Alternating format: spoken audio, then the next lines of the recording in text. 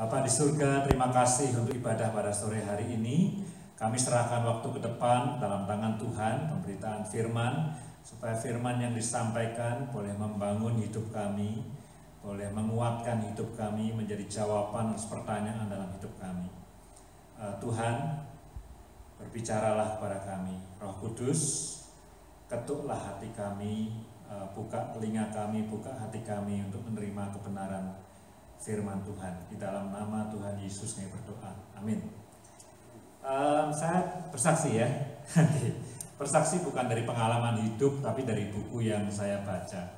Jadi bagi yang masih ingat, minggu lalu kita bicara soal lifestyle.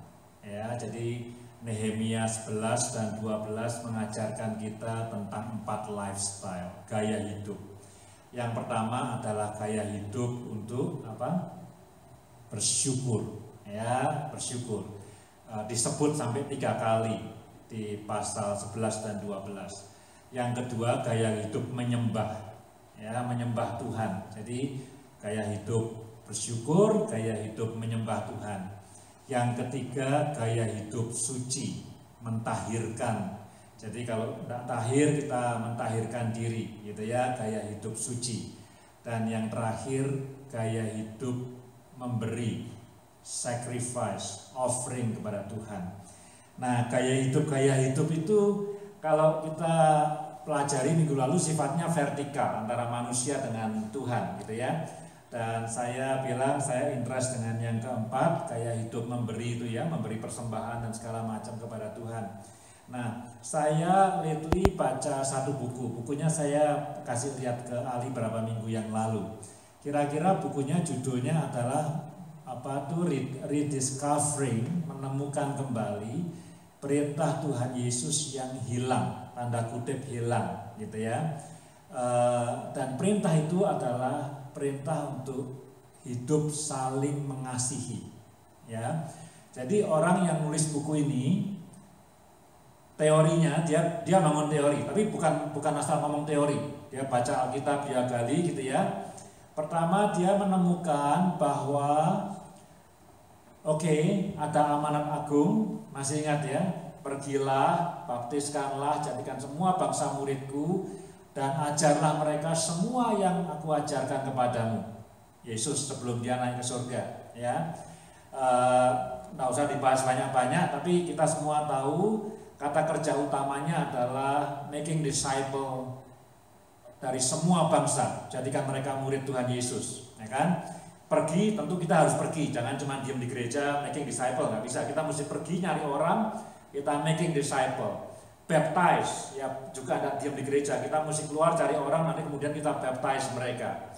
Tapi setelah mereka dibaptize, sudah ditemukan orangnya, sudah dijadikan murid, dibaptis, jadikan muridnya bagaimana? Adalah dengan mengajar mereka semua yang aku ajarkan kepadamu, right? Nah, orang ini kemudian menemukan bahwa yang diajarkan Tuhan Yesus yang paling penting, saya tidak akan jelaskan di sini ya, tapi dia pakai segala macam ayat, adalah the love command.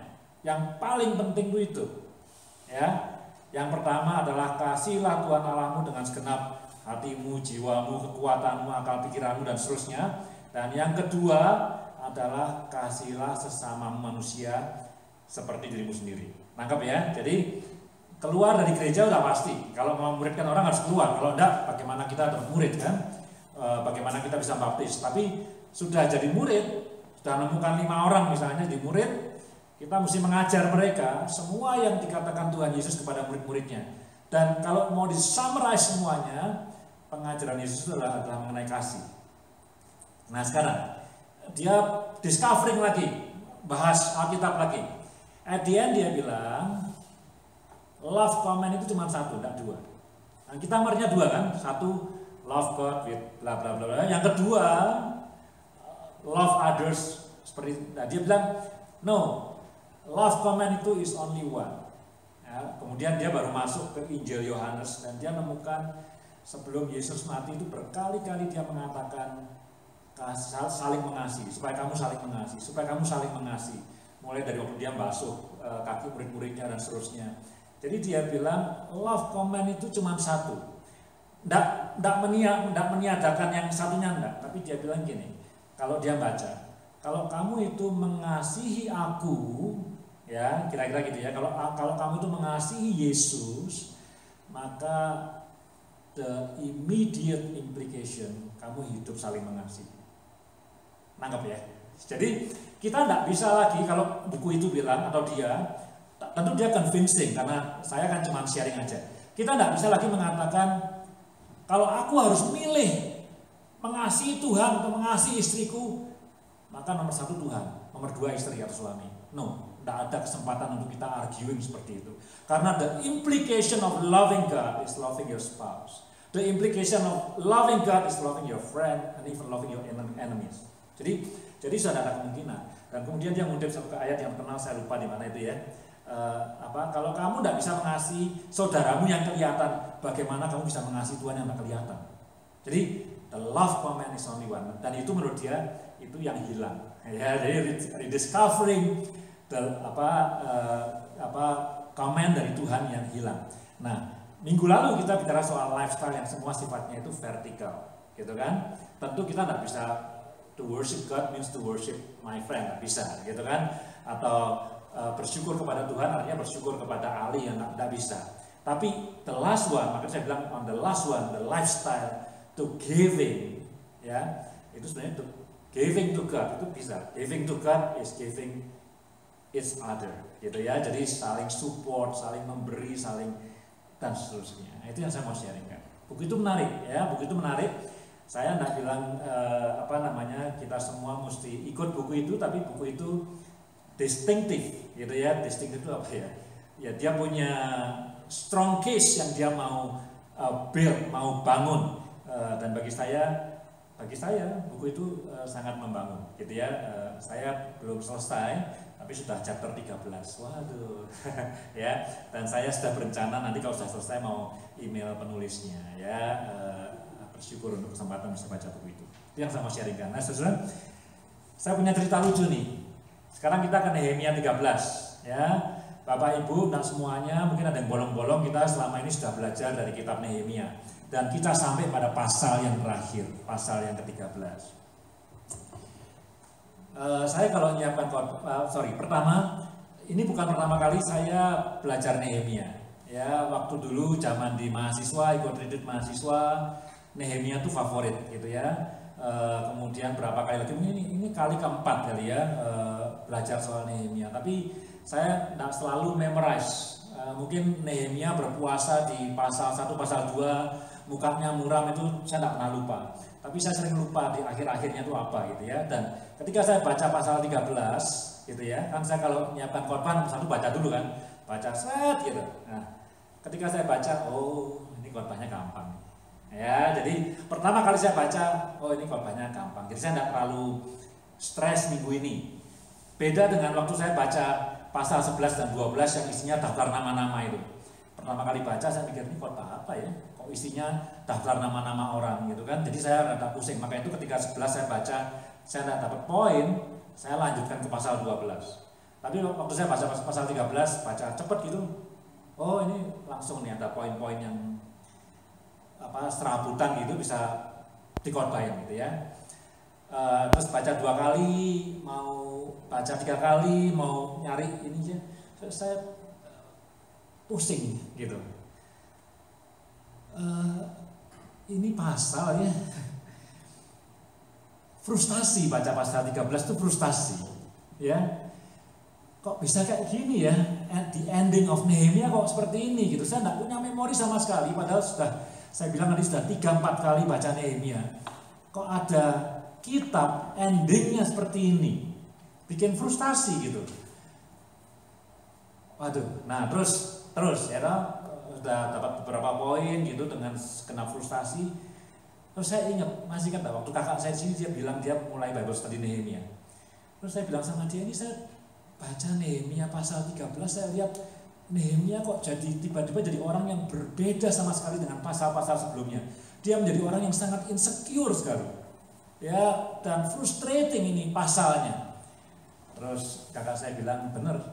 Terus dia kasih saya link YouTube-nya. Kalau kamu mau dengar ini Bible study saya Nehemia. Cuman saya tidak mau, karena apa? Karena kalau saya dengar dia punya khotbah, nanti khotbah hari ini nih adalah khotbahnya dia. Nah, tapi karena disuruh ya, bukan disuruh lah, ditawari linknya ya saya dengerin gitu kan. Nah, kemarin saya main bola sama anak saya dua itu, si Elit sama Kiefer, ya, siang-siang main bola, sampai Roma istirahat di kursi, saya putar YouTube-nya, gitu, putar YouTube-nya, dia kasih pembukaan, kemudian dia bilang ada 6 poin. Sampai poin yang kedua saya tertidur di sofa. Bangun-bangun selesai khotbahnya gitu kan. Jadi saya sempat dengar 2 poin. Yang pertama tadi pagi dia ngecek, gimana? Udah kamu dengerin? Ya itu saya bilang habis poin kedua saya tertidur di sofa gitu kan. Jadi nggak tahu. Tapi anyway, ini frustrating. Nah, saya bikin skema dulu ya, Atau kita baca pasal kedua dulu, Nehemia pasal kedua ayat pertama dulu, ya. Ini mau kasih framework dulu. Nehemia pasal kedua ayat pertama, langsung depan saya. Ya, Nehemia pasal 2 ayat pertama. Pada bulan Nisan tahun ke-20 pemerintahan Raja Artasasta, ketika menjadi tugasku untuk menyediakan anggur, aku mengangkat anggur dan menyampaikannya kepada raja karena aku kelihatan sedih yang memang belum pernah terjadi di hadapan raja. Ya, saya tidak mau cerita, masih ingat pasti ya. Ini Nehemia sedih karena memikirkan Yerusalem yang temboknya runtuh. Saya cuma mau kasih tahu aja, itu terjadi pada bulan Nisan tahun ke-20 pemerintahan Raja Artasasta. Ya. Lalu kita buka pasal 13. Pasal 13 ayat 6. Pasal 13 ayat 6. Ya, ketika peristiwa itu terjadi, aku tidak ada di Yerusalem. Peristiwa apa nanti kita bahas ya. Aku tidak ada di Yerusalem karena pada tahun ke-32 pemerintahan Artasasta Raja Babel, aku pergi menghadap raja. Tetapi sesudah beberapa waktu aku minta izin dari raja untuk pergi kembali untuk ngecek ke Yerusalem. Jadi Nehemia 2 itu Nehemianya belum pulang ke Yerusalem, itu tahun ke-20 pemerintahan Artasasta. Peristiwa apa nanti saya jelaskan, itu tahun ke-32. Jadi ada 12 tahun ya. Cuman mau ngasih tahu saudara-saudara bahwa antara Nehemia pasal pertama sampai pasal ke-13 itu range-nya 12 tahun. Ya, 12 tahun. Cuman mau ngasih tahu itu aja. Ya, 12 tahun ya. Mungkin kalau mau dilebar-lebarin karena 12 tahun itu dia niat untuk pulang kembali ke Yerusalem untuk ngecek ya, paling banter 13 tahun ya. Oke. Nangkep ya. Nah, Nehemia bangun temboknya cepat. Kita sudah bahas waktu itu. Ya, within berapa minggu tembok semua itu selesai. Nah, ini bayangin. Pasal 1 sampai pasal 12, saya tidak mau bikin saudara pusing ya, tapi ini cuma mapping aja. Pasal 1 sampai pasal 12 itu menceritakan hanya tahun pertama saja. Baik, karena masih ingat minggu lalu itu jemaat bersukaria, masih ingat ya? Karena Tuhan memberikan sukacita, itu terjadi pada pentahbisan tembok Yerusalem. Dan tembok itu selesai less than a year. Jadi kalau Nehemia itu pulang pada tahun ke-20 pemerintahan Artasasta, dia pulang ke Yerusalem, dia bangun temboknya, pasal 1 dari kitab Nehemia sampai pasal yang ke-12 itu terjadi hanya dalam waktu 1 tahun. Jadi mulai membangun tembok yang runtuh-runtuh itu sampai ditahbiskan temboknya itu less than a year. It's only 1 year. Ya. Terus kita tidak dengar apa-apa setelah itu, dan pasal yang ke-13 itu tahun ke-12. Yang diceritakan tuh tahun ke-12. Ya, nangkep ya. Ini cuma ngomong soal kronologi. Jadi pasal 1 sampai 12 itu cerita setahun pertama Nehemia pulang ke Yerusalem, dari mulai dia nangis sedih sampai dia membangun tembok, sampai temboknya diresmikan potong pita. 12 pasal itu menceritakan 1 tahun. Kemudian tidak ada kabar apa-apa, pasal 13 itu 12 tahun kemudian cerita. Gitu ya. Oke dong, ya. Nah itu heran, kenapa kok mesti ada pasal 13 gitu ya. Karena, nah sekarang kita lihat pasal 12 sedikit yang kita baca minggu lalu. Ya, pasal 12. Kita buka ayat 43. Siapa yang pusing? Belum ada yang pusing. Pasal 43. Pada hari itu, ya, mereka mempersembahkan korban yang besar. Mereka bersukaria karena Allah memberi mereka kesukaan yang besar.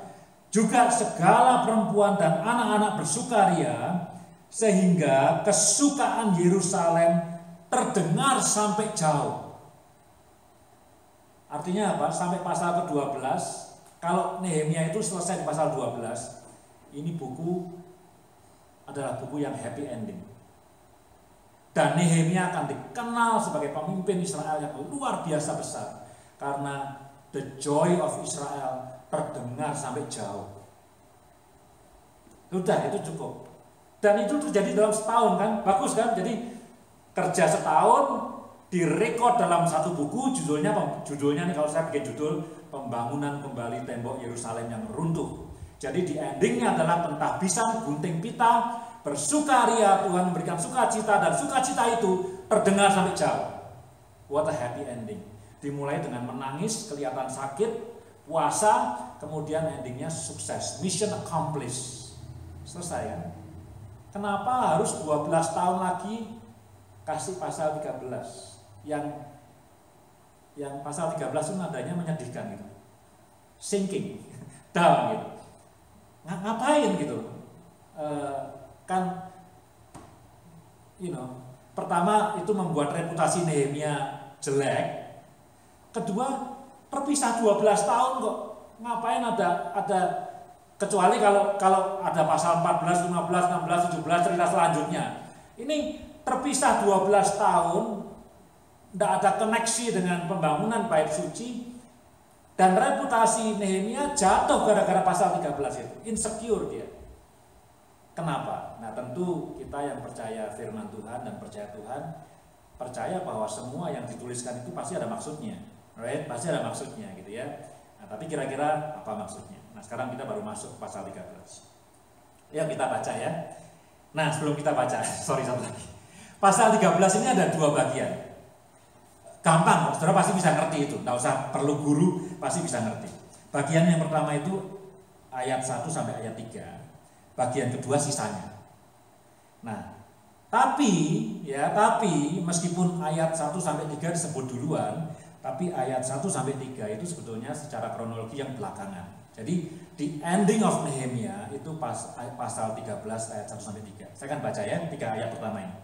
Pada masa itu bagian-bagian daripada kitab Musa dibacakan dengan didengar oleh rakyat. Didapati tertulis dalam kitab itu bahwa orang Amon dan orang Moab tidak boleh masuk jemaah Allah untuk selamanya. Karena mereka tidak menyongsong orang Israel dengan roti dan air. Ini zaman dulu gitu ya. Malah mengupah Bileam melawan orang Israel supaya dikutukinya. Tetapi Allah kami mengubah kutuk itu menjadi berkat. Bagus ya. Tapi saya tidak korban dari situ. Ketika mereka mendengar pembacaan Taurat itu, mereka memisahkan semua peranaan dari orang Israel, pisah-pisahin, yang keturunan Amon Moab keluarin semua, ya. Itu yang terjadi itu. Nah, ayat 4 itu flashback, ya, flashback selama 12 tahun itu, ya. Panjang, tapi saya memutuskan baiknya kita baca at least beberapa. Tetapi sebelum masa itu, nah sebelum kan, jadi mulai ayat 4 itu sebelum apa? Sebelum masa pada ayat pertama sampai ayat ketiga. Sebelum masa itu Imam Eliasib yang diangkat untuk mengawasi bilik-bilik rumah Allah kami dan yang mempunyai hubungan erat dengan Tobia, masih ingat Tobia musuhnya Nehemia, menyediakan sebuah bilik besar bagi Tobia itu. Sebelumnya orang membawa ke bilik itu korban sajian, kemenyan. Ini tadi soal giving, soal offering, perkakas-perkakas dan persembahan-persembahan persepuluhan daripada gandum, anggur dan minyak yang seharusnya menjadi hak orang Lewi, para penyanyi, para penunggu pintu gerbang, dan persembahan khusus bagi para imam. Tapi itu ruangan itu dikasih kepada Tobia. Ketika peristiwa itu terjadi, aku tidak ada di Yerusalem, tadi kita sudah baca.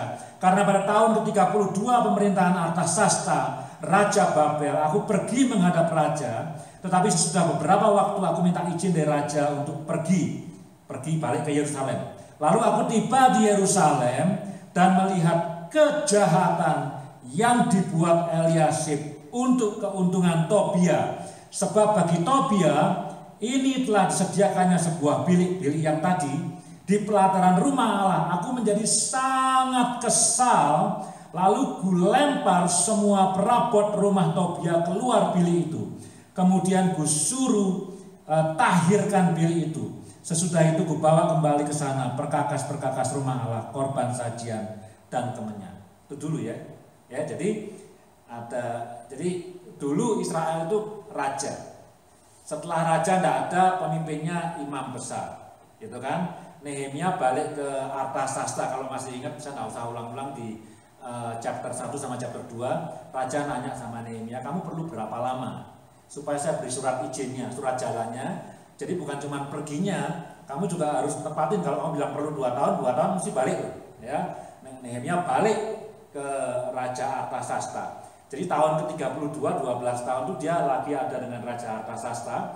Kemudian dia minta untuk meninjau Yerusalem. Kemudian dia lihat imam besar Eliasib itu menyewakan bilik tempat persembahan perkakas bait suci, disewakan kepada Tobia yang dulu menghalang-halangi pembangunan bait suci. Nehemia kesal. Nah, ini kalau di Alkitab saya bikin segitiga, ya, mapping. Kalau saudara lihat ayat yang ke-17, ya, lalu aku menyesali, ya, menyesali sama kesal emang cuman mirip bunyinya aja, kesal gitu ya, menyesal gitu ya, bukan karena kata dasar, karena menyesal itu disappoint, kesal itu anger, marah gitu ya, tapi menyesal. Kemudian ayat yang ke-25, aku menyesali lagi. Ini ada 3 kasus. Yang satu kesal, nanti saya jelaskan kasusnya apa aja. Aku kesal, aku menyesali, aku menyesali. What a tragic ending. Kan harusnya saya kalau mau pensiun dari House Coronation Calgary misalnya, aku bersyukur sekali, aku bangga, ya, finishing well. Kan aku enggak bilang aku nyesel. Ya, aku nyesel selama berapa tahun ini jadi pendeta di S1 Calgary. Itu kan saya keluar sebagai orang yang kalah, bukan sebagai pemenang. Kalau pemenang saya beberkan tahun pertama, tahun kedua, tahun ketiga, kemajuannya ya, apa gitu kan, harusnya kan gitu ya. Nehemia ending the book, aku marah, aku kesel, aku nyesel. Buku apaan nih gitu ya. Coba endingnya chapter 12, ya dong. Semua happy, dan happy-nya itu terdengar sampai jauh. Nggak tahu sampai mana, tapi sampai jauh, sampai ke luar negeri barangkali. Ya, jadi kesal dan menyesal, gitu ya. Nah, saudara, kita lanjutkan lagi. Ayat 10 ya tadi ya. Juga kudapati bahwa sumbangan-sumbangan bagi orang Lewi tidak pernah diberikan, sehingga orang Lewi pada waktu itu konteksnya ya, nggak boleh kerja ya, mereka harus terima sumbangan. Sehingga orang Lewi dan para penyanyi yang bertugas masing-masing lari ke ladangnya. Tragic sekali. Harusnya mereka nggak boleh kerja. Mereka itu kerjaannya di bait suci. Mereka itu harus makan dari perpuluhan, dari persembahan dari orang-orang Israel sampai mereka itu kembali ke ladang. Nggak tahu apakah orang berhenti memberi persembahan. Padahal masih ingat toh, lifestyle-nya giving, right? Lifestyle-nya kan giving. Dan kalau masih ingat waktu kita bicara yang sebelumnya soal yang firman Tuhan tuh, sebelum yang minggu lalu, yang 2 minggu yang lalu itu, ya toh. Peringatannya Nehemia itu kan ada 3 toh. Nomor 1 apa? Lupa. Jangan kawin campur. Masih ingat? Nomor 2, jangan melanggar hari Sabat. Kalaupun ada duit datang, jangan diambil. Kalau ada, maksudnya bukan duit datang. Kalau ada orang mau nawarkan dagangan, kalau itu hari Sabat, jangan, don't do transaction on Sabat. Dan nomor 3, yang paling panjang saya bilang jangan lupa memberi. Di list persembahannya apa saja. Itu pasal 10. Kalau masih ingat 2 minggu lalu, ya. Ini sampai tidak ada persembahan untuk orang Lewi. Tidak tahu persembahannya masuk kantongnya Tobia, karena bilik tempat persembahannya itu dikasih Eliasib kepada Tobia, atau orang Israel berhenti memberi. Sampai orang Lewi dan para penyanyi mesti kembali ke ladang. Ya, jadi aneh ya, bukan aneh, tragic. Apa yang disampaikan di pasal 10, apa yang disampaikan 12 tahun yang lalu. 12 tahun itu lama atau sebentar ya? Saya tidak tahu. Lama atau sebentar kira-kira? Mungkin sebentar untuk suatu bangsa, ya. Untuk suatu bangsa sebentar. Untuk umur satu manusia mungkin, ya kalau manusia umurnya 70-80 itu sepertujuh kira-kira, ya. Tapi untuk suatu bangsa itu sebentar. Jadi dalam masa 12 tahun, masih ingat pasal 10 kan? Tanda tangan sertifikat, right? Kita pakai materai, janji, ya, janjinya 3, tidak mau kawin campur, tidak mau melanggar hari Sabat, dan mau setia memberi. Memberi itu kewajiban orang Israel. Tanda tangan semuanya. Tapi 12 tahun kemudian orang Lewi sama penyanyi ini sudah terbukti harus nyangkul di ladang untuk makan mereka. Harusnya tidak boleh. Harusnya, ya itu tidak tahu ya, apa dikorupsi sama Tobia dan Eliasib, atau orang Israel berhenti memberi. Salah satu. Ya, tragic. Ayat 12 ya,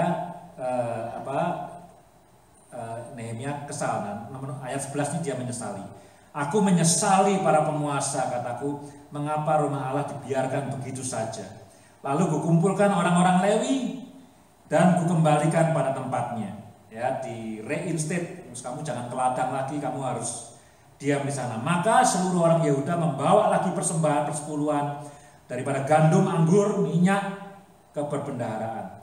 Sebagai pengawas perbendaharaan, kuangkat Imam Selemnya dan Sadok seorang ahli kitab, dan Pedaya seorang Lewi, sedang Hanan bin Sakur bin Matanya diperbantukan kepada mereka karena orang-orang itu dianggap setia. Mereka diserai tugas untuk mengurus pembagian kepada saudara-saudara mereka. Jadi Nehemia bikin reformasi, pejabat diganti, kira-kira gitu. Ya, dia angkat orang-orang baru. Ya, itu kasus pertama.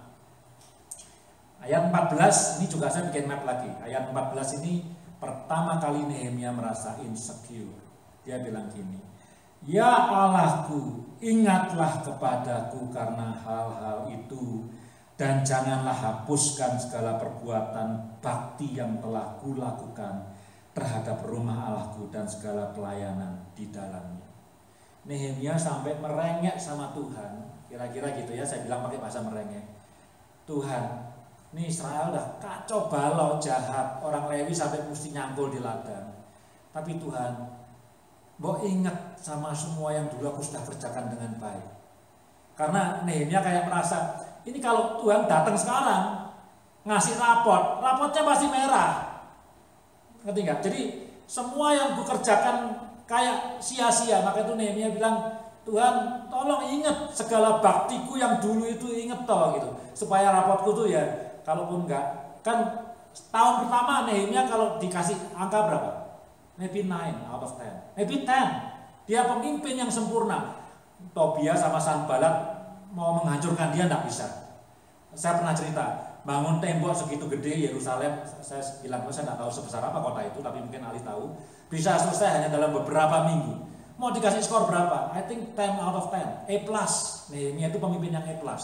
Tapi kalau baca pasal 13, merah. Rapotnya merah. Dia bilang dia insecure sekali. Dia bilang sama Tuhan, tolong ingat baktiku. Ya, saya bikin map, makanya saya lompat dulu. Lihat ayat 22b. Ya Allahku, ingatlah kepadaku juga karena hal itu, dan sayangilah aku menurut kasih setiamu yang besar. Minta disayang sama Tuhan. Kita semua punya iman. God loves us, God is love. Orang kayak Nehemia, Tuhan tolong ingat aku, jangan benci aku, sayangi aku. Dia insecure sekali. Yang terakhir, yang ketiga, itu yang terakhir, ya. Ayat 29, ya Allahku, ya ingatlah bagaimana mereka, bukan aku, mereka ini yang mencemarkan jabatan imam serta perjanjian mengenai para imam dan orang Lewi. Kata terakhir di ayat 31, ya Allahku, ingatlah kepadaku demi kesejahteraanku.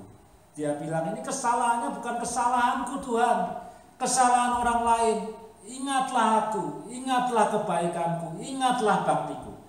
Dia insecure sekali. Jadi Nehemia kalau di mata saya sekarang bukan A+ lagi. Dia bukan leaders yang A+. Ya mungkin anulah B aja, B ya. Bagaimanapun kita mesti respect, dia sudah membangun. Kayak kita nilai Presiden Soeharto, right? Ya. Presiden Soeharto hebat enggak? Ya hebat lah. Jalan tol pertama di Indonesia kan Presiden Soeharto, Jagorawi, right? Apalagi gedung tinggi di Jakarta yang pertama kali kan Presiden Soeharto. Ya loh, hebat nggak? Ya hebat gitu ya. Tapi ada korupsi juga, right? Jadi nilainya nggak A+, mungkin B atau even C gitu ya. Tapi Nehemia kalau berhenti di pasal 12, no questions A+. Tapi karena ada pasal 13 yang saya nggak tahu kenapa ada di situ, itu jadi drop ya, menurunkan rate-nya dia. Kita baca lagi ayat 15. Pada masa itu kulihat di Yehuda nih ya, jadi exactly ini against pasal 10 ya, orang mengirik memeras anggur pada hari Sabat. Perhatikan pasal 10, kalau ada orang asing datang nawarkan transaksi gandum, jangan diterima kalau itu hari Sabat. Jangan dibuka, tutup. Kalau hari yang nggak Sabat boleh ya, tapi hari Sabat nawarin duit jangan diterima. Ini sekarang nih, ya ayat 15. Orang-orang membawa berkas-berkas gandum dan memuatnya di atas keledai, juga anggur, buah ara, dan berbagai muatan yang mereka bawa ke Yerusalem pada hari Sabat. Aku memperingatkan mereka ketika mereka menjual bahan-bahan makanan. Juga orang Tirus, orang asing yang tinggal di situ membawa ikan dan berbagai barang dagangan dan menjual itu kepada orang Yehuda pada hari Sabat. Bahkan di Yerusalem, bukan di desa ini. Ini in the capital city, itu khotbah minggu lalu. The importance of the capital city. Nah, kemudian lalu aku menyesali, itu menyesali yang kedua, ya. Jadi yang ditandatangani di atas materai sudah dilanggar, ya, sudah dua yang dilanggar. Satu soal memberi, kewajiban memberi dilanggar sampai itu orang Lewi mesti kembali ke ladang. Sekarang kerja di hari Sabat dilanggar juga sama orang Israel, ya. Jadi menyedihkan. Nah, sekarang kita boleh lompat karena ayat 15 sampai ayat yang ke-22 itu isinya soal pelanggaran hari Sabat semua, ya. Ayat yang ke-23 ya, karena ayat 22b diakhiri dengan ya Allahku, ingatlah kepadaku. Jadi setiap kali Nehemia itu lihat kegagalan Israel dia insecure. Ingatlah aku, ayat 14. Pelanggaran yang kedua, ingatlah aku, ayat 22b. Ya, sekarang yang ketiga. Pada masa itu kaget juga kulihat beberapa orang Yahudi memperistri perempuan-perempuan Asdod. Nehemia down sekali. Dia masih punya surat perjanjian, kasih materai, diteken sama kepala-kepala suku Israel, janjinya tiga-tiganya dilanggar. Exactly pasal 13. Israel tidak dosa bohong, tidak dosa yang lain, dosanya tidak membunuh, tidak bersinah, dosanya exactly apa yang ditandatangani di surat perjanjian itu, di piagam itu, namanya piagam, ya. Yaitu melanggar Sabat, melanggar tugas memberi, dan kemudian kawin campur, ya. Wah, udah Nehemia down sekali, ya. Sebagian dari anak-anak mereka berbicara bahasa Asdod. Waduh, ya, bukan cuma kawin campur. Anak-anaknya bahkan berbicara bahasa Asdod. Mungkin ya sudah imannya dan segala macam. Ayat 25, aku menyesali mereka. Kutuki mereka. Ini Nehemia marahnya ya. Marahnya kayak Tuhan Yesus waktu dia di bait suci. Perhatikan ayat ini, kejam sekali. Ini hanya untuk orang dewasa. Tahu ya kasus di Indonesia itu ya, Profesor Mahfud itu ikut nggak berita di Indonesia? Ya, ini kasus hanya untuk orang dewasa yang dengar oleh orang dewasa ya. Kukutuki mereka dan beberapa orang di antara mereka kupukuli. Nehemia gila ini. Ya. Dan kucabut rambutnya dan kusuruh mereka bersumpah demi Allah. Demikian, jangan sekali-kali kamu serahkan anak-anak perempuanmu kepada anak-anak lelaki mereka. Sadis Nehemia. Ya, kita tidak pernah tahu ada Nehemia yang seperti ini. Kita tahunya Nehemia adalah A+ leader, bisa membangun bait suci, membangkitkan pride-nya orang Israel. Tapi dia marahnya ini di penjara ya, melanggar hak asasi manusia, mukuli orang, nyabuti rambutnya orang. Kira-kira itu cerita pasal 13 ya. Nah, tentu ya tadi yang saya tanya, kenapa kok pasal 13 itu dimasukkan dalam kitab Nehemia? Kenapa tidak pergi di pasal 12 saja? Gitu ya. Nah, ada beberapa hal. Tadi saya bilang kakak saya punya 6 poin, saya tidak mau. Kakak saya punya orientasi Nehemia dalam hal leadership. Saya mungkin lebih yang praktikal aja untuk kita gitu ya. Ada beberapa yang bersinggungan tapi very obvious ada di sini gitu ya. Tapi ada satu alasan yang saya mesti sebut. Saya tidak mikir terlalu banyak. Ada satu alasan kenapa pasal 13 itu disampaikan. Apakah itu alasan muncul dari Nehemia? Saya tidak tahu. Tapi saya pikir ada satu hal yang penting, yaitu bahwa suatu revival. Nehemia itu kan revival leaders ya. Israel yang terpuruk karena tembok-temboknya runtuh bisa dibangun kembali ya. Satu revival, satu kebangunan rohani. Ini saya pakai istilah rohani ya, revival, kebangunan rohani. Itu tidak selamanya. Tidak selamanya.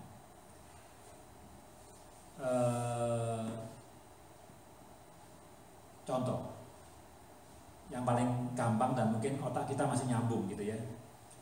Korea pernah ngalamin revival, pernah ngalamin sampai ada pendeta Yonggi Cho. Meskipun untuk sebagian orang kontroversial, tapi he is part of that revival.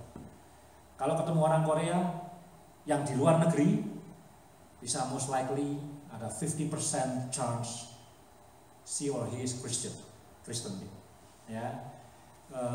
Waktu saya sekolah seminari di Amerika, selain bule di seminari biasanya Korea. Siapa lagi? Korea. Ya, biasanya orang Asia ya Korea. Indonesia nggak banyak, nggak banyak, tapi Korea. Jadi gereja non English speaking church di North Amerika apa? Korean church. Ya, back in the 90s ya. Sekarang Korea masih revival enggak? Revival K-pop. Revival K-pop, tapi revival, spiritual revival tidak selamanya. Ya, kebangunan rohani di di Scotland, di Edinburgh terjadi tahun 18 sekian. Tahun 1910. Ya, selamanya ya enggak. Scotland is Scotland. Ya, waktu itu melahirkan gerakan anak muda, banyak yang bertobat. Tapi setelah beberapa tahun ya hilang. Gitu. Ya.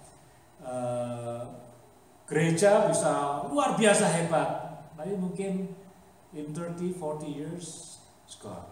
Ya, jadi satu revival, satu keadaan yang baik itu tidak stay forever. Termasuk revival yang dialami oleh bangsa Israel. Nah, saudara, kalau dia tidak stay forever tapi getting better, that's good. Tapi kalau dia tidak stay forever tapi kembali kepada masa lalunya yang buruk, nah ini yang repot. Ya, saya juga lihat, tidak usah bangsa, tidak usah gereja, tidak usah revival, family as well. bisa terjadi pada family. Anak-anak bisa. Waktu mudanya rajin banget ke gereja, tidak mau terlambat, tidak pernah berhenti memberi perpuluhan atau persembahan, tidak mau terlambat ke gereja. Sudah remaja, university, kemudian gone, bye-bye. Atau bisa sebaliknya, waktu di university ketemu dengan pelayanan mahasiswa, kemudian semangat sekali dibangun. Setelah masuk tempat dunia kerja, menikah, gone.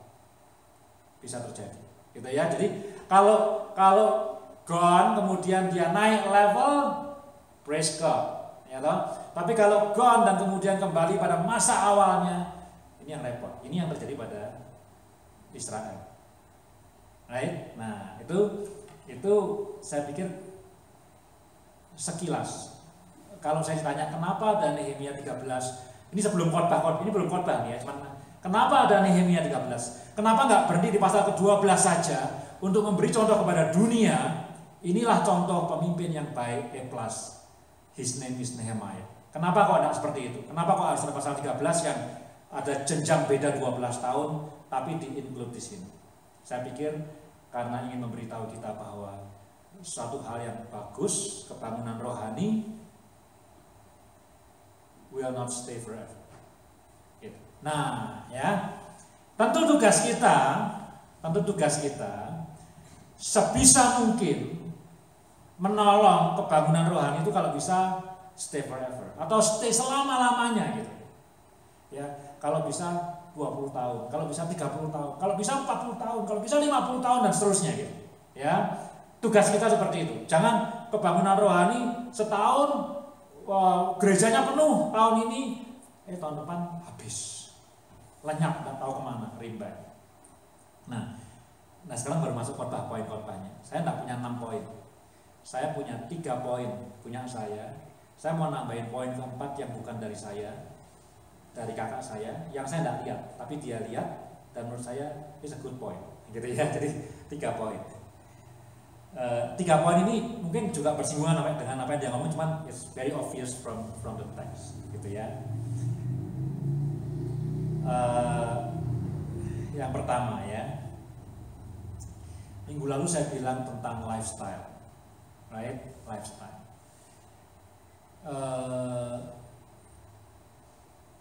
Gaya hidup. Jadi bukan cuman, misalnya kalau gaya hidup memberi ya, gaya hidup memberi itu tiap kali di gereja di zaman dulu kan diedarkan kantong kolektor, ya kan? Kita memberi. Itu tindakan memberi, ya. Tapi itu belum tentu gaya hidup. Karena mungkin kalau orang itu tidak ke gereja minggu depan, dia tidak memberi. Zaman dulu kan tidak ada persembahan online, kan? Dia tidak memberi. Jadi belum gaya hidup, ya. Atau mungkin dia ke gereja, dia lupa bawa persembahan. Karena apa? Belum jadi gaya hidup. Dia lupa. Mungkin zaman dulu kan semua cash, ya. Lupa, dompetnya tidak ada uang. Karena belum jadi gaya hidup. Dia hanya memberi, ya orang pada memberi gitu ya, memberi. Tapi it's not a lifestyle, ya. Kalau anak-anak, kalau kamu sikat gigi, ya tak ngajar anak-anak, nanti besok papa belikan mainan, ya. Begitu papanya tidak belikan mainan, sikat giginya stop dong. Karena dia diberi pelajaran waktu kecil, kalau kamu sikat gigi, aku berikan mainan. Kalau kamu doing the laundry, aku berikan kamu makanan yang kamu suka. Kalau kamu do this, I will give you this. Itu tidak lifestyle. Itu aku kerja sebagai upahan. Not bad, but aku kerja sebagai upahan. Kalau upahnya di stop, responsibility will be gone. Tidak akan ini, ya. Itu contoh-contoh ya. Jadi contoh misalnya memberi persembahan bukan lifestyle karena lihat kiri kanan gitu ya, mungkin tidak enak. Semua orang di gereja memberi, masa saya memberi gitu kan? Jadi beri saja gitu ya. Which is not bad tuh. Saya tidak mengkritik orang itu. Oke aja ya. Tidak semua orang kan punya sama, tapi bukan lifestyle. Atau kalau ke gereja memberi, tapi kalau tidak ke gereja ya tidak memberi karena bukan lifestyle. Belum jadi lifestyle. Terus anak-anak, based on upah, janji. Sikat gigi, kamu tak kasih hadiah. Beresin ranjang, kamu tak kasih hadiah, dan seterusnya. Which is not bad, tapi bukan lifestyle. Itu based on upah. Ada lagi yang lebih serem. Yang lebih serem adalah diancam. Kamu nggak ngerjain, tak kemocing. Tak kemocing, diancam. Nah, saudara, Nehemia nggak ngancem sih, cuma dia mukulin. Dia nyabutin rambut orang. Apa nggak ancaman itu? Ya, kayak gitu. Jadi kira-kira mau mengasih tahu. Jadi orang itu mengerjakan dengan cara dibuat takut. Misalnya, kalau kamu sikat gigi, kamu tak kasih mainan. Sekarang beda suaranya. Kalau kamu tidak sikat gigi, besok nggak boleh ke playground. Nah, lain. Jadi anak itu sikat gigi karena apa? Supaya besok boleh ke playground. Jadi diancam, ditakut-takuti. Kalau kamu tidak sikat gigi, dan seterusnya. Ya, jadi itu bukan lifestyle, itu belum menjadi gaya hidup, gitu ya. Nah, kalau kita mau sesuatu itu stay long, perlu gaya hidup. Kalau saya orang pendeta, ada pendeta yang punya karunia untuk pinter fundraising. Ali tahu, ya. Ada itu gift itu, ada pendeta-pendeta yang gift. Kalau dia ngomong sesuatu bisa jutaan rupiah terkumpul untuk fundraising, bukan buat dirinya sendiri. Saya bukan orang yang pinter fundraising, tapi anggaplah saya seorang pendeta yang pinter fundraising. Setiap kali khotbah hari Minggu bisa membangkitkan semangat jemaat untuk memberi. Tapi kalau itu bukan lifestyle, ketika saya pensiun, ada pendeta baru yang datang, yang tidak punya gift itu, maka finance gereja akan sinking dulu. Karena the giving bukan karena lifestyle, tapi karena pendetanya pinter merayu dan punya skill pidato untuk nolong orang ngasih. Atau pendetanya pinter ngancem. Kalau kamu udah memberi masuk neraka, ya. Ini ngancem tanda kutip. Kalau kamu udah memberi, kamu udah diberkati. Kan ada pendeta seperti itu ya. Saya tidak mau kritik pendeta seperti itu, tapi ada yang seperti itu kan. Kalau kamu udah memberi, keluargamu akan berantakan dan seterusnya. Orang memberi karena diancam terus. Begitu pendetanya pergi, ini angkanya pendetanya bagus gitu ya, bagus dalam hal mengancam gitu kan. Terus dia pensiun, dia pergi, diganti pendeta yang baru yang tidak bisa ngancam. Financial gereja sinking. Karena bukan lifestyle. Kamu memberi karena takut dan diberkati. Kamu memberi karena takut keluarganya berantakan. Kamu tidak memberi karena takut malah petaka dan seterusnya. Ganti pendeta yang tidak punya gift itu sinking. Persembahannya akan sinking. Jadi saya memberi contoh. Itu tidak akan last long. Karena tergantung pada siapa yang mengancam, siapa yang mengiming-imingi hadiah dan seterusnya. Bukan tergantung pada hati kita.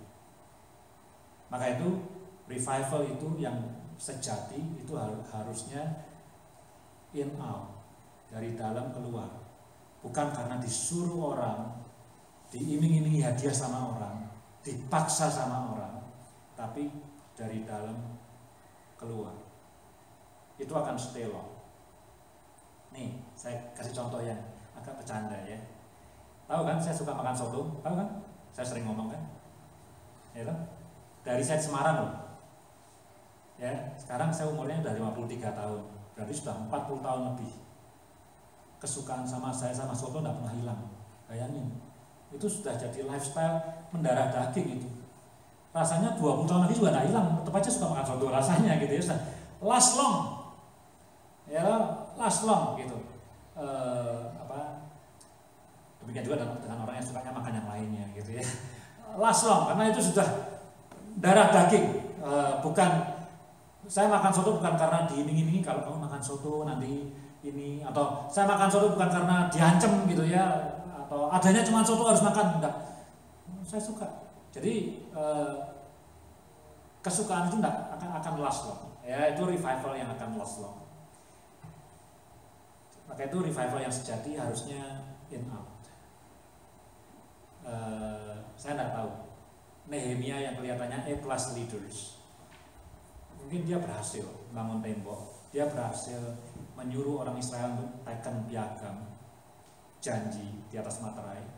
Tapi jangan-jangan orang Israel yang tekan janji-janji itu mereka tidak in out. Mereka tidak in out. Ya, jangan-jangan mereka merasa terancam, we don't know. Jangan-jangan mereka takut nanti diberkati hidupnya, we don't know. Dan seterusnya. Ya, jadi tidak last long. Within less than 12 years mereka sinking. Itu yang pertama. Jadi saudara, saya ngomong ini untuk kita semua orang Kristen, orang percaya. Baiknya hidup kita in out, ibadah kita sama Tuhan in out. Jadi dari hati keluar jadi tindakan, ya, bukan satu tindakan yang tidak ada connection dengan hati. Nah, jadi revival itu selalu dimulai dari hati baru jadi tindakan, bukan tindakan tanpa akar di hati. Kalau itu cuma tindakan-tindakan saja, sifatnya sangat temporal, sangat sementara sekali. Juga menolong kita bagaimana kita mendidik anak-anak kita, ngajarin anak-anak kita, ngajarin hal-hal yang baik, jujur, bukan takut tidak diberkati Tuhan, jujur, bukan takut masuk neraka, jujur dari hati, harus jujur. Ya, kalau anak-anak itu diajarin jujur supaya tidak dihukum, kalau anak-anak diajarin jujur supaya diberkati, dia akan menjadi orang yang paling tidak jujur. Karena yang dikejar dia apa? Tidak dihukum dan terus menerima berkat. Yang dikejar dia bukan jujurnya, tapi penyebabnya kenapa dia harus jujur. Yang pertama. Yang kedua yang kita perlu belajar di sini, betapa pentingnya seorang pemimpin. Right? Pemimpin itu menentukan. Waktu Nehemia ada di Yerusalem, everything looks good. Dia pulang ke Raja Artasasta, ada imam besar namanya Eliasib. Eliasib ini muncul sebelum pasal 13 di pasal yang ketiga. Udah itu aja. Eliasib cuma di pasal ketiga dan di pasal ke-13. Pasal 4, 5, 6, 7, 8, 9 tidak ada dia. Dia tidak ada. Bahkan pada waktu tanda tangan itu kesepakatan yang pakai matra itu tidak ada, Eliasib tidak muncul di situ. Eliasib muncul di pasal yang ketiga, dan di pasal yang ketiga sudah ada indikasi memang dia imam besar, jadi dia memang punya jabatan leader. Tapi ada indikasi dia punya koneksi dengan Tobia dan Sanballat. Dan pasal 13 dielaborate, ya. Ada mantu-mantunya dia itu yang related sama Sanballat, dan kemudian dia KKN, dia ngasih tempat bilik, kasih entah disewakan, entah diberikan kepada Tobia, leadernya dia. Nah, singkat cerita, ya, bisa ada revival yang sejati, bisa ada revival yang besar, tapi kalau tongkat estafetnya dikasih kepada orang yang salah, bisa sinking, ya, bisa sinking. Jadi leadership itu satu hal yang penting. Kalau John Maxwell, tapi ini John Maxwell ya, tahu kan John Maxwell itu nulis buku banyak, orang Kristen banyak leadership. Dia bilang jatuh bangunnya satu organisasi itu tergantung pada leadernya. Dia bilang gitu, wah, jadi leader itu sedikit tanggung jawabnya berat sekali. Jadi jatuh bangunnya Israel tergantung siapa imam besarnya. Di tangan Eliasib jatuh dia. Pada waktu Nehemia ada di sana, it's good. Tapi Nehemia pergi, ada Eliasib jatuh. Karena tidak berintegritas dia. KKN, ya toh, nepotisme, kedekatan dengan Tobia, ada relasinya atau anaknya atau cucunya yang kawin dengan keluarga Sanballat, tidak menjaga integritas perkawinan. Masih ingat waktu kita bahas pasal 10, ada kawin campur di sana. Jadi Eliasib bukan, memang dia imam besar, secara darah dia keturunan dari suku Lewi dan segala macam, keturunan Harun barangkali, tetapi secara integritas dia buruk sekali. Dan itu the cost of it is a nation. Bukan cuma Eliasib yang kena kutuk, tapi the whole nation itu menerima akibatnya. Itu yang kedua. Jadi saya pikir leadership itu penting sekali, ya. Yang ketiga, nah yang ketiga ini ada hubungan dengan yang kedua dan yang pertama. Pemimpin yang presence, yang hadir. Pemimpin yang hadir itu penting sekali. Ini kejadian terjadi karena Nehemia pergi. Oke, jadi maka saya bilang ini related dengan yang pertama dan yang kedua. Kejadian ini terjadi karena Nehemia meninggalkan Yerusalem, kembali kepada Artasasta. Dan kemudian ada di di tangan yang salah, Eliasib, gitu ya. Tapi di sisi lain kita juga mengatakan kalau seandainya Nehemia itu ada terus di Yerusalem, mungkin malapetaka ini tidak terjadi. Jadi malapetaka ini terjadi karena apa? Tidak ada pemimpin yang betul, yang dihormati, yang hadir di sana. Jadi karena Nehemia absen, kira-kira gitu. Ya, karena Nehemia absen, maka jatuhlah Israel. Jadi kalau ada satu hal yang kita perlu pelajari, kita perlu orang yang hadir. Ya, saudara mungkin nanya, saya bukan pemimpin, saya bukan pendeta, saya bukan presiden, bukan perdana menteri. Hadir buat anak-anak, hadir buat spouse, hadir buat teman. Kalau kita mau punya pengaruh yang baik, hadir. Ya, nah kita ini sukanya absen. Ya, sukanya absen. Saudara-saudara, kalau masih ingat itu ya, saya pernah ngomong tuh berapa bulan yang lalu puisi itu ya, puisi itu risk. Masih ingat ya? Kita tuh nggak mau terlalu dengerin orang lain, nggak mau terlalu hadir untuk dengerin ceritanya orang lain, karena kita itu takut get risk of being involved too much. Kita nggak mau orang cerita. Pada satu kali ada aktor Amerika namanya Neil Patrick Harris, kalau tahu. Ya, dia itu pintar jadi MC. Dia jadi MC Academy Award, dia jadi MC Tony Award, dia jadi MC Emmy Award. Kalau dia jadi MC, saya suka nonton. Senang sekali dia bisa nyanyi, dia pintar nari, ada di YouTube ceritanya. Dan dalam satu kali ketika dia jadi MC untuk Tony Award, dalam tariannya dia nanya, apakah kamu mau mendengarkan segala permasalahan dan kesusahanku? Kemudian para penarinya serempak mengatakan yes. Terus si Neil Patrick Harris ngomong gini, thank you, you are my fake friends. Kamu tuh teman-temanku yang palsu. Kalau kamu ngomong yes mau dengerin permasalahanku, kebanyakan orang nggak mau dengar permasalahanku. Orang mau dengar kebahagiaanku, orang mau dengar kemakmuranku, orang mau dengar kesenanganku, kekayaanku, semua hal yang baik tentang aku. Sebetulnya orang nggak mau dengar tentang kesusahanku, betapa pedihnya hatiku, betapa sakitnya aku. Nggak mau dengar. Siapa yang mau dengar? Kalau ada yang ngomong 50 orang, ya aku mau dengar. Mungkin yang 49 itu fake friends. Mungkin yang satu ada yang benar-benar pengen dengar gitu. Tapi yang lainnya enggak. Saudara-saudara, Nehemia enggak present di situ. Ya, kalau dia present di situ, apapun metodenya, entah metodenya mau ngancem, mau ngiming-ngimingi dengan berkat, atau pakai metode yang benar, tapi kalau dia present di situ, mungkin Israel enggak jatuh seperti ini. Tapi karena Nehemia cuma present sampai Israel tanda tangan piagam di atas materai, kemudian pergi, jatuhlah Israel. Itu 3 hal yang saya belajar. Yang nomor 1, kebangunan rohani itu harus dari inside out, harus dalam hati. Jadi untuk anak-anak kita, saya masih punya responsibility, anak-anak saya masih sangat muda. Pengen sekali mereka bisa jadi orang yang baik karena inside out, bukan karena iming-iming, bukan karena takut masuk neraka dan segala macam. Ya, tugas masih besar. Tapi kita juga punya tugas nolong orang-orang lain supaya hidup Kristianinya itu inside out. Paulus mengatakan, entah aku hadir, entah aku tidak hadir, Filipi pasal yang kedua, kamu harus tetap berbuat baik. Kalau kamu berbuat baik hanya ketika aku hadir, itu namanya munafik. Right? Kita tidak mau mencetak orang Kristen yang seperti itu. Yang baik di hari Minggu, yang baik di hadapan pendeta, yang baik karena dijanji berkat, yang baik karena takut dihukum.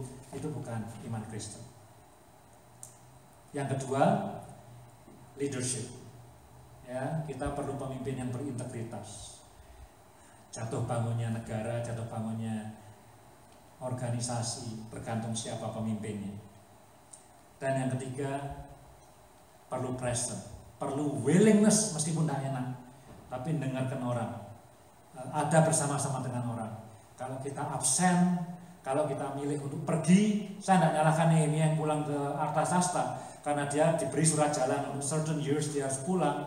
Tapi absennya Nehemia membuat orang-orang Israel kemudian merasa tidak ada yang menemani mereka, dan kemudian tidak ada yang encourage mereka untuk hidup taat, dan kemudian mereka singgih. Yang keempat ini bukan penemuan saya, purely ada di YouTube-nya kakak saya. Menurut kakak saya, ya, kitab Nehemia itu tidak menceritakan progres. Jadi semua progres itu hanya terjadi pada tahun pertama.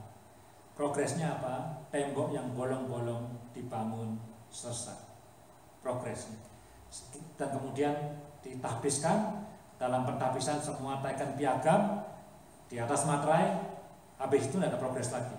Ya, misalnya kalau menurut kakak saya, kenapa tidak bangun tembok di kota lain misalnya, atau setelah bangun tembok bangun menara misalnya. Jadi tidak ada proyek-proyek lain gitu. Bangun tembok selesai dan that's all. Itu 12 pasal tentang bangun tembok. Sampai 12 tahun kemudian, sampai pasal 13, tidak ada progres yang lain. Tidak ada tembok-tembok lain yang dibangun, tidak ada menara lain, tidak ada bangunan lain yang dibangun. That's all. Jadi cuman tembok itu. Dan Nehemia mengatakan 3 kali, right? Tuhan, ingatlah apa? Baktiku di masa lalu. Jadi setelah tembok dibangun, tanda kutip, he has done nothing. He has done nothing for Israel. Dia melayani Artasasta ya, tapi he has done nothing. Jadi ingatlah baktiku, bangun tembok itu. Ya, jadi kalau orang bilang itu apa?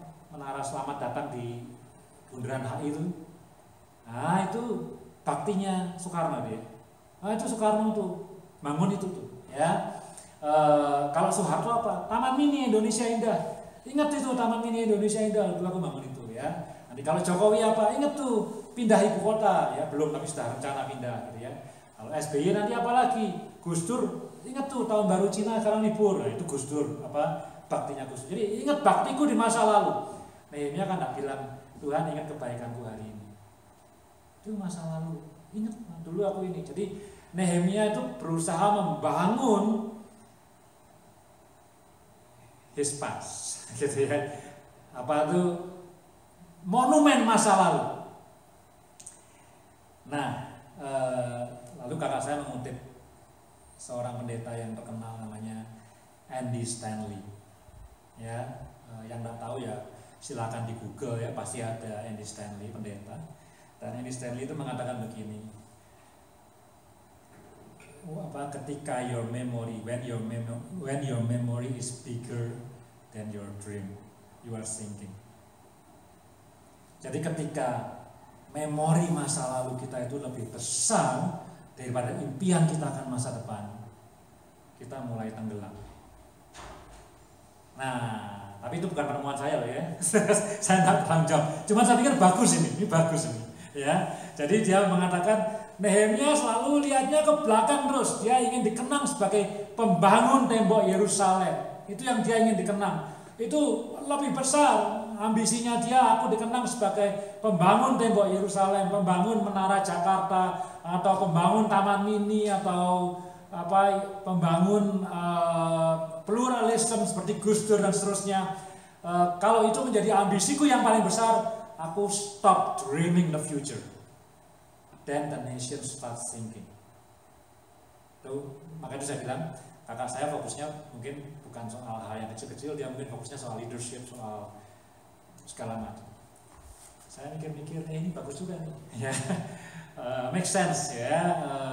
When your memory is bigger than your dream, you start sinking. Revivalnya berhenti. Itu saudara yang saya mau sharingkan. Jadi 4, kalau mau dengar yang 6 ya cari sendiri di YouTube. Ya, khotbahnya dia. Tapi itu yang 3 very common, bisa dilihat dari Alkitab langsung. Kira-kira yang terjadi seperti itu.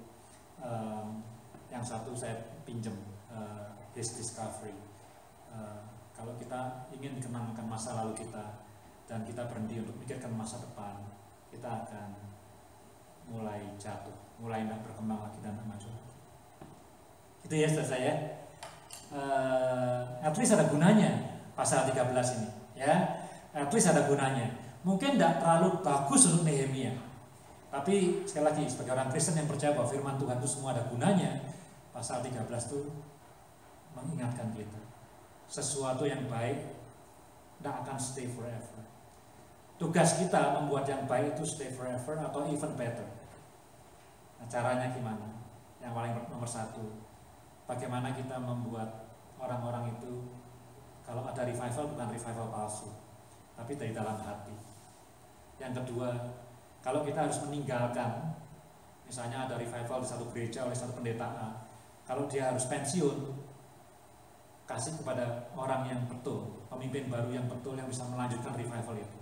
Kalau dikasih kepada orang yang salah seperti Eliashib, ya hancur.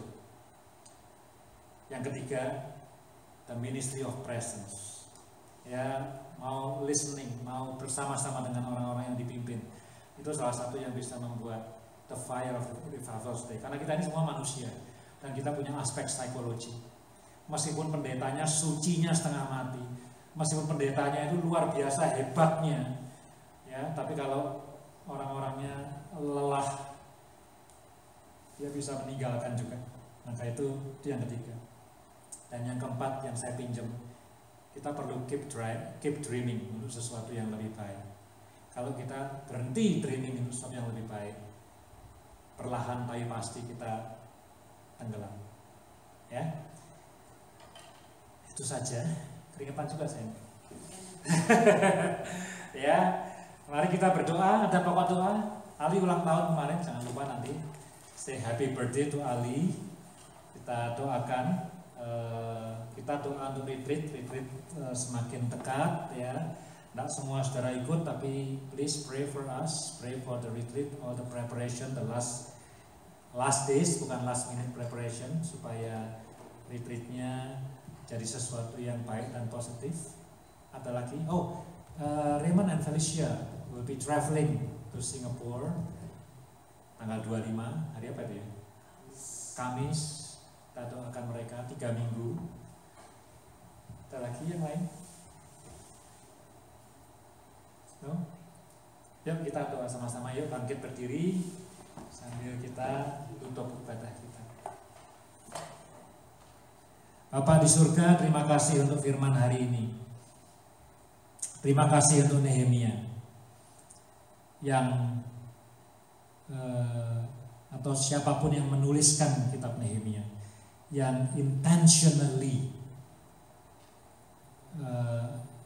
mengikutkan pasal 13, yang tidak ragu-ragu untuk membuat akhir dari kitab ini sad ending, yang tidak malu untuk menampilkan Nehemia sebagai seorang pemimpin yang insecure, yang sampai merengek kepada Tuhan, meminta supaya Tuhan ingat akan segala kerja kerasnya di masa lalu. Terima kasih Tuhan, kami diingatkan bahwa tidak ada yang kekal di dunia ini, bahkan yang baik sekalipun, gereja yang baik, negara yang baik bisa berubah, bisa sinking. Tapi kami juga diingatkan Tuhan untuk mencegah itu, bagaimana supaya itu tidak terjadi.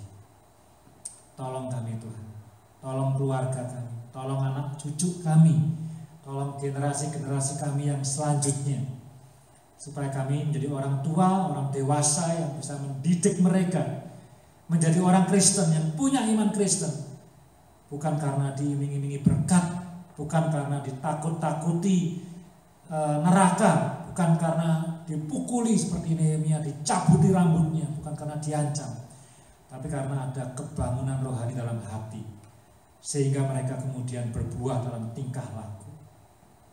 Tolong Tuhan Yesus, hamba cuma mau doa satu itu saja, minta tolong anak-anak kami, generasi muda di gereja ini Tuhan, mereka boleh bertumbuh inside out.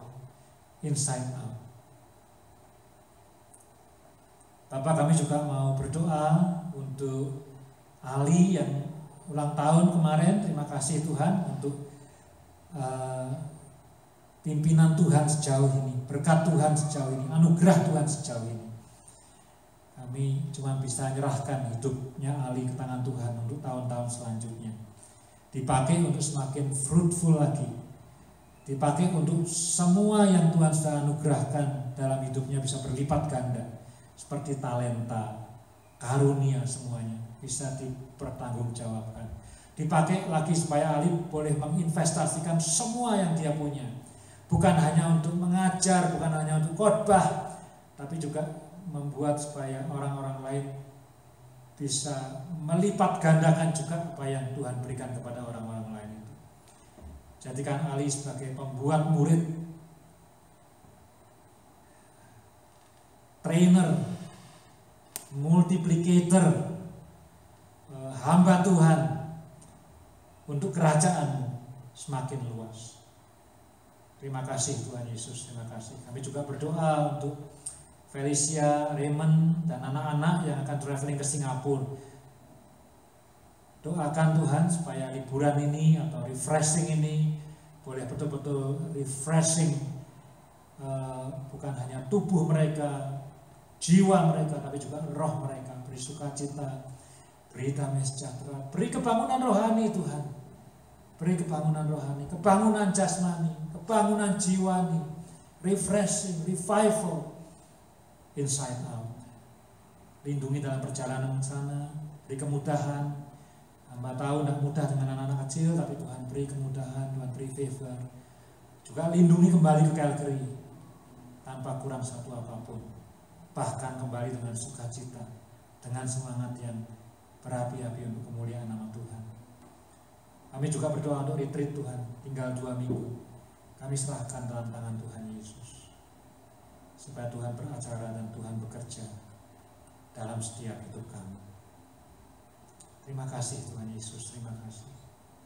Terima kasih. Terima kasih untuk ibadah pada sore hari ini ya Tuhan. Jemaat, terimalah berkat Tuhan.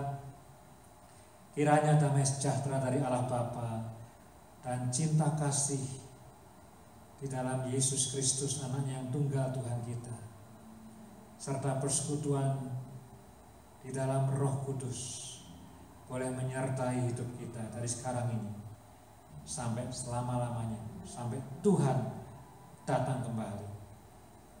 Amin. Amin. Tuhan memberkati.